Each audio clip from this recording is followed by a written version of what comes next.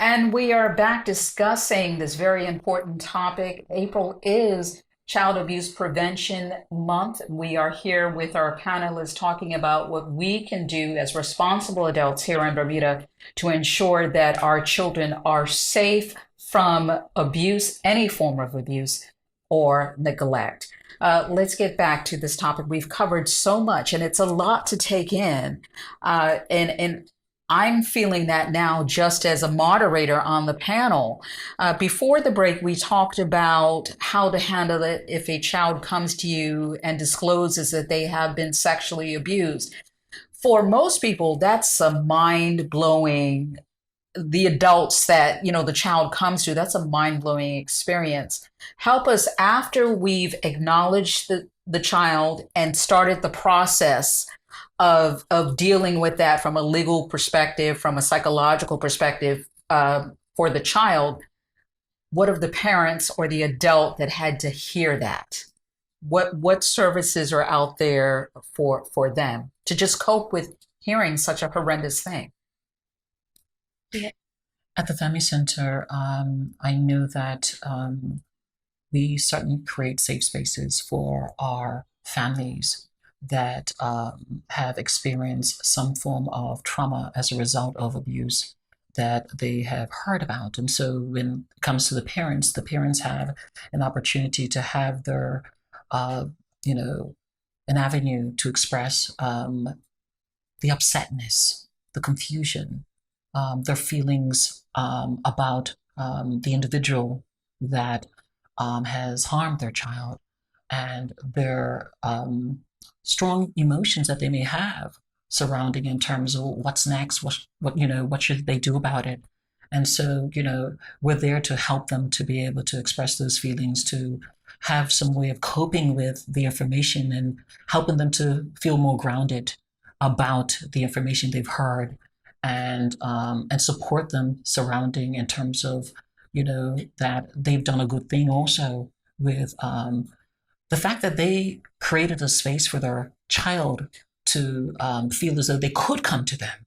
And so we acknowledge, to the parents, the fact that, that they've certainly done some really good things in that they have listened in the past, and created an avenue for the child to want to come to them and share. Yeah. When having these conversations with parents, I know of cases where people have a somewhat of a push pull. And what I mean by a push pull is that oftentimes the person who has abused a young person is a trusted, loved family member. It's a neighbor, it's someone that's very, very close who had access to your child. So part of you still loves that person and part of you hates that person. Is it normal to have those conflicting feelings in a situation like that? It is. I mean, go ahead, Alicia. I would say that's very normal. Oh yeah, it's very normal to have very conflicting emotions with somebody who's done something that you didn't expect, somebody that you put trust in, you thought would protect you no matter what, has actually done something the complete opposite. So it's normal to have those conflicting emotions, but at the end all be all is that the most important person to be focused on is the child, the victim. I ask that question simply because oftentimes people will feel there might be something wrong with them if they don't 100% hate the individual who's responsible for this, or sometimes families, I've heard of cases where families have pressured parents and guardians to not press charges or to, think about the family image, think about the damage that it may potentially do to your child, et cetera. Do you want the public knowing what happened? Can you help us, guide us through that? If there is a parent in a situation and their child has been sexually abused and they're getting pressure from their loved ones to kind of diminish what has happened. Yeah, well, the ramifications to the child are far exceed the damage that would be done to the perpetrator at the end. And we have a chance to help and rescue the child from further damage so that they can have a future where they feel safe to have healthy relationships by focusing on what the child needs in that time. And working through whether you come to therapy or you go to different agencies to get help with how to navigate your feelings and how to navigate the process of dealing with the hurt and the pain that you're going to experience from eliminating or at least dealing with the family member that has perpetrated on the child. It's just not easy. There is no easy way out of it. It's just going to be difficult. And that's just accepting the fact that this is just going to be difficult. But you're going to likely have much more regret if you protect the adults in the family rather than a child. Yeah. And the ramifications of the child and your relationship with that child can also be damaged if you don't do everything in your power to protect them. The ramifications go out to the broader society as well, because oftentimes some of the maladaptive behaviors that we're seeing in the wider community can be traced back to some form of childhood abuse. Absolutely. Yeah. And we have to remember, even the family member of the victim has been betrayed because they weren't who they said they were. It was very deception. I mean, that is deceptive to be showing this sign that you love and care about a child, and then you're using them for your own sexual pleasure. That's betrayal on every side. And that child's been betrayed and that family member's been betrayed. And for the child's perspective, we have to put those boundaries up. We have to put children first. That is what is so important. The relationship with the adult, that's a whole separate thing than it is with the relationship with the child, because we need to keep that child safe. Most offenders don't stop with one child. So this is an illness. And if we don't put our boundaries up, that child can continue being abused, or other children can start being abused if this isn't reported and investigated. When you think about it, who needs more protection, the perpetrator or the victim? The child, right? Who needs more protection? Not the perpetrator. The child does. Are we seeing changes? 11 years now that SCARS has been in existence. Are we seeing changes in terms of people being more willing to report their family members, report their close friends who have engaged in these sort of horrendous activities? Yeah, I think the best agencies to ask that question is Child and Family Services and the Vulnerability of the Police and the DPP. I think reporting has increased, and that's a good thing. We've seen great changes. We know that through education, because that education's knowledge, we are empowering our children to speak, to give them a voice, to say that nobody should make you feel uncomfortable, not even grandpa, not even me as mom or dad. If anybody ever makes you feel uncomfortable in your body, you can come and tell us anything about anyone. You can even tell me if I make you feel uncomfortable, because this is your body, and you have a right to use your voice and say, no, I don't want you to do that. Before, I'm sure all of us have heard this, children were to be seen and not heard. We didn't allow children to speak up when they were feeling uncomfortable. And now we're saying you have a voice, and these are your private body parts, and nobody should view, touch, take pictures of, and you shouldn't do it to others. If we don't provide that information to these children at a young age, they may not even know when their behavior crosses the line, because nobody has provided them with those boundaries. They don't know. Sex feels good. It can be very confusing when you're a little one. Yeah. That raises a question. Are there things that well-meaning parents are doing or saying to their children that might be inadvertently setting them up to be a potential victim? One of the things that comes to mind, there was, go hug your uncle, go, making Forced children, affection. Forced affection, and stop being unsociable. You have to go, say hello. Children will often say, I don't want to speak to that person. I pull away from that person. And adults will make them deal with that person. Is that something that can inadvertently be setting children up?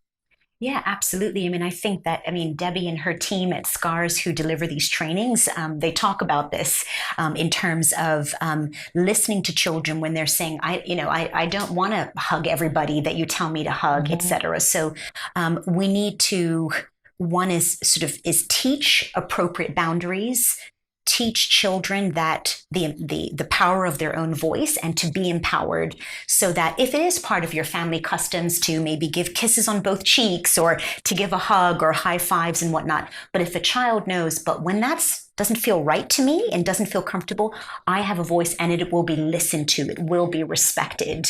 So it's not about saying to parents, all hands off, teach children to never, know how to socialize with others, and especially with the different cultural traditions that we have, but also understand, one, where wrong is wrong. There are very clear lines of where wrong is wrong in terms of inappropriate touching, grooming behaviors, teaching kids about keeping secrets, and things like that. So there are clear lines, and then where things may be a little bit like the hugs and whatnot, but if children know, I don't like to hug so-and-so, aunt so-and-so, or uncle so-and-so, and whatnot, that we all respect that. And you understand that boundary and you validate it and heed that. What are some of the grooming behaviors that you mentioned that people might not even necessarily recognize as grooming behaviors? Pushing for isolated one-on-one time. Sex offenders don't do this in front of other people. They're going to look for those isolated one-on-one situations. So somebody who's really pushing that isolated one-on-one, especially for people that work with children, watch out for tickling. Tickling is great, but I can't tell you how many stories, Sherry, I've heard of the offender started with tickling. And then what they do is they test the child. Mm-hmm. If I move my hands to their private parts, let's see how they're going to respond. And if they're too afraid and they won't speak up, I know that I'm not going to get caught, or they're going to allow me to keep doing this. And watching out for forced affection, watching out for saying inappropriate jokes in front of children, or always, risque sexual jokes in front of a young child, that's inappropriate. Watch out for the behaviors of the child. If the child seems uncomfortable, just pay attention. It may not be sexual abuse, but something may be happening where the child's feeling uncomfortable. Children are children. They should be, they're going to be joyful when they're around people who love and protect them. You can see that. But just pay attention to behaviors, I would say. And in our youth serving organizations, have policies that prevent anything from happening. That's the most important thing. If you work with children, make sure you have good, safe social media policies. Make sure you have safe transportation policies and travel policies and reporting policies. That reduces the risk. You can also see also many times a preoccupation, whether it's on the perpetrator's stance or even the child. If there's a preoccupation with the child, this particular child, it can be a red flag. If there's even a preoccupation on the child's part with the perpetrator, that's also a red flag. So if there's any rewards that are promised, anything, those are more kind of external factors, but those are just kind of, and again, as Debbie said, there's a lot of testing and manipulation going on the perpetrator stance when it comes to kind of gauging whether this person is vulnerable enough to engage. So that's why it's important then for parents to teach children to have a voice, to be, if they are feeling uncomfortable in a situation, Correct. to be able to say, no, don't touch me there. No, I don't feel comfortable with that person. And have a space where that voice will be respected. Yeah. Yes. Or I will tell. Yes. And the more that we tell children to use their voice, mm-hmm. the more it actually is holding adults accountable to report it and to do something about it. So educating children very much on boundaries so that they do speak up, then whoever hears it typically now I think feels more compelled to do something about it, because you've got to do something. And we do, of course, have mandated reporters here in Bermuda. We've had that for some time. But the bottom line is the vast majority of people in this country aren't mandated reporters. They're not in a position where they're a mandated reporter. So what do you say to people who say, well, I suspect something is going on, but then I don't have to by law because I don't fall into that. Or somebody else will do it. Yeah, or someone else will do it. Well, actually, They are mandated by law because the Children's Act is very clear. If anyone knows of significant harm to a child, they must report it to the Director of Child and Family Services. That is in the law. So that makes us all mandated reporters and sexual abuse is significant harm. So it's not just the psychologist or the, lawyer or the doctor, the teacher. Not just professionals. It's not just professionals. It is all of us. We are all mandated reporters in this country. Yeah. And if I can just add to the Children's Act, there's also something we don't talk a lot about in this country, but we have Parental Responsibility Act. We as parents or guardians of children under the age of 18 actually have a duty to protect children. And this campaign, Because I Am a Child, speaks to that. Simply because children are children, they have a right to be protected by us. They have a right to be in safe spaces, to be loved, to be cared for. And we don't speak about that enough, but I would urge you, if you've never looked at the Parental Responsibility Act, it's under Bermuda Laws, .com or .bm, but we do have an act that actually mandates in this country that as adults who have made decisions to have children, it is our duty to take care of them. One of the things when people hear the phrase rights, children's rights, it conjures up loss of control in terms of the adults that, the children are going to be running everything. Can we just speak to that fear that a lot of adults have that if you give children any sort of voice or any sort of power, that means a loss of power for the adults in the situation?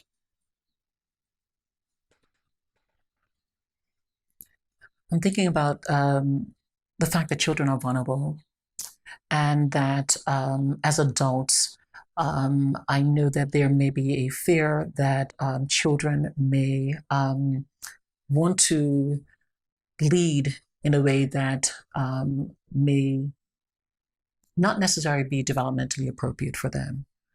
But I think what's really important messaging for adults is that because the child is unable to speak up for themselves, it is our responsibility to ensure that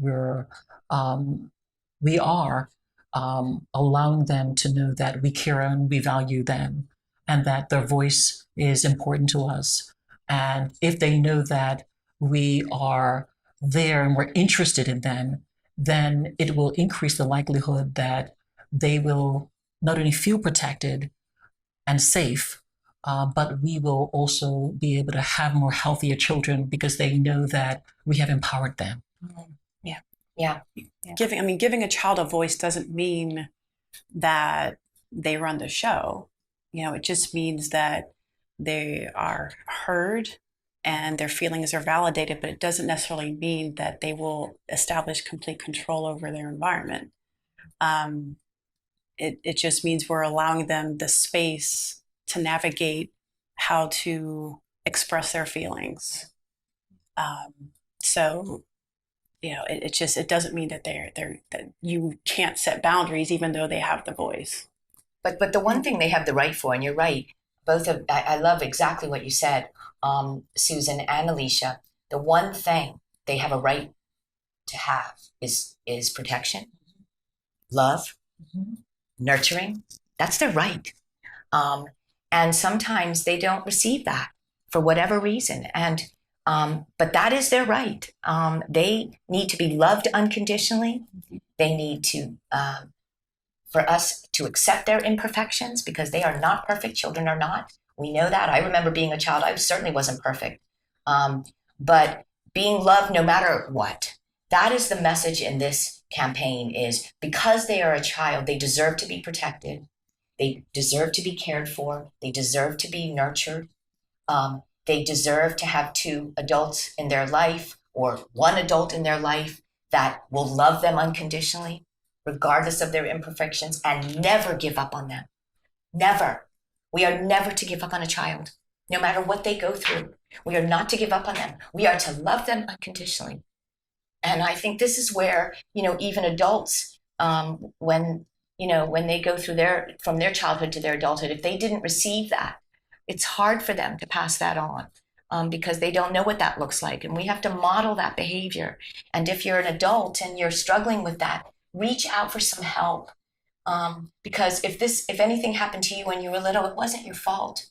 You did not cause that. But we want you to be, an adult in a child's life that can provide them what you didn't have. So it's just really important that that you get some help if you're an adult who didn't receive this as a child, or if an adult in your life didn't believe you or didn't protect you, didn't care for you and didn't nurture you and didn't love you unconditionally and gave up on you. That shouldn't have happened. That was not your fault. And I would encourage you as an adult to get some help on that so that your child can see what that looks like. That's what's important. That's their right as a child. Absolutely. And there are a number of helping agencies here in Bermuda that people can reach out to. Can you let us know some of those agencies that if there is a concern about protecting a child from any form of abuse, who do parents and guardians and adults reach out to? So we talked about Department of Child and Family Services as a agency that is there, and it is their mandate to ensure that they respond to any allegations or any concerns surrounding any form of abuse for a child. We also have agencies that are available to provide healing spaces for children and families after they have, it's been revealed that there has been some form of abuse. So we have Coalition for Protection of Children. We have, from a prevention perspective and advocacy and training, we have SCARS, which we've spoken to. We have MASS for men. We also have the Family Center, which we spoke about. And we have other agencies such as Child and Adolescent Services for sort of psychiatric and mental health support also. There's a gamut of different milestones, many other agencies that are have trained professionals to be able to support in the healing process. Yeah. And private agencies. That's exactly right. Yeah. Like Milestones Limited, where the agency that Alicia it represents, and Solstice, and there's a lot of private organizations. Also, the employers, EAP, they also help if you can get that through your company. So we have so many great resources in this country for healing. Yeah. And for a small island, we have a lot of resources. We really Yes, do. And you can find them online. You can probably even just ask a trusted friend or neighbor. In fact, many of the referrals that we get at Family Center are from family and friends. It's just someone has let someone else know that they trust that something is happening in their family or something's happening with their child. And then they actually say, hey, I heard that this helped someone else, or this place helped myself. So that's another part of it is reach out to someone that you trust so that you're not going through this alone. And to be clear, we're all mandated by ethical standards to maintain privacy and confidentiality, regardless of how small the island is. Yeah, that's so important. People do have that concern because everyone knows everyone here in Bermuda, that there's a potential that information might spread to persons that you wouldn't want to necessarily know. But in that respect, when we come back, we're going to talk a little bit about the importance of people who have been through this, whether they were abused as children themselves or perhaps their child was abused by someone, the importance of them speaking out in order to break some of the shame that is often surrounding this issue. We'll be back in a moment.